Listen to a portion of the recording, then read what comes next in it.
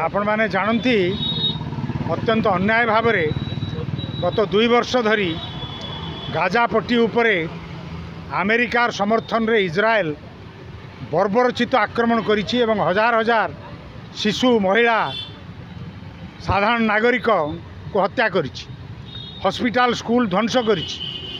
तापरे इजराइल एवं हमास भितर गोटे युद्ध विरति चुक्ति होता, वर्तमान से चुक्ति को उल्लंघन करी इजराइल पुनर्बार गाजा उपरे आक्रमण आरंभ करिछि एवं शिशु महिला मानू टार्गेट करी हत्या करा जाउछि।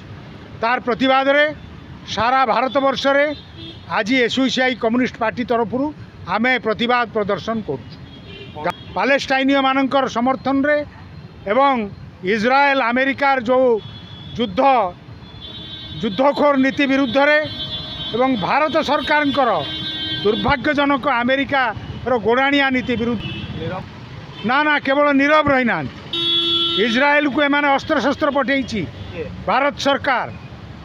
एपट्रे कुंभीर कांदणा कांदुचंती पालेस्टाइनी मानक पाखु औषध पठाउचंती, पाखु युद्ध अस्त्र पठाउचंती, लोक पठाइचंती इजराइल रे काम करिवा पई सरकार रिक्रूट करी युवक मानकु पठाउची सेठी काम करिवा पई आमे ताकु निंदा करू। इजराइल अमेरिका साम्राज्यवादी अमेरिका समर्थन रे जो बोमा माड़ होउची 2023 अक्टोबर मासरू युद्ध चली एवं हजार हजार निष्पाप शिशु महिला मृत्युवरण कले। यह अत्यंत दुर्भाग्यजनक एवं हृदय विदारक।